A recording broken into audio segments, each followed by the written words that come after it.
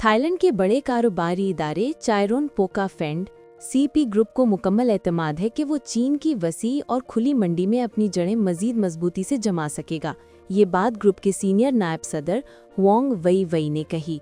体现了中国的一种自信，也体现了中国对 चीन 于 की आलमी दरामदी नुमाइश CIIE चीन के एतमाद, आलमी इक्तसादी व तजारती ताउन के फ़रोग़ और सप्लाई चेन्स में बाहमी इश्तराक कार के ज़िम्मेदाराना किरदार की अक्कासी करती है। इस नौइयत की बड़ी कौमी नुमाइशें न सिर्फ CP ग्रुप जैसे इदारों के कारोबारी तरक्की के रुख और इख्तराआत को नुमाया करती हैं, बल्कि दूसरों के कीमती तजर्बात से सीखने का मौका भी फराहम करती हैं। रवां बर्स आलमी दरामदी नुमाइश CIIE में थाईलैंड मेहमान खुसूसी मुल्क के तौर पर शरीक है। वांग के मुताबिक रवां बर्स CP ग्रुप के स्टॉल की एक नुमाया खुसूसियत ये है कि पहली मर्तबा ग्रुप से बाहर की कई थाई ब्रांड्स भी मुतारिफ कराई जा रही हैं।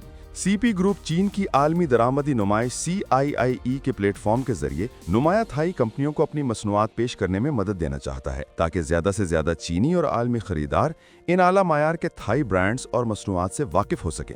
वांग ने बताया कि चीनी मंडी CP ग्रुप के लिए इंतहाई अहम है, जो ग्रुप की कुल आमदनी का तकरीबन 30% हिस्सा है। अब तक CP ग्रुप ने चीन में 600 से ज्यादा इदारे कायम किए हैं, जहां तकरीबन 90,000 अफराद काम कर रहे हैं। वांग ने कहा कि CP ग्रुप चीन में आइंदा डिजिटल तब्दीली के अमल को तेज करेगा और मसनूई जहानत से पैदा होने वाली सनती तब्दीलियों को मुकम्मल तौर पर अपनाएगा।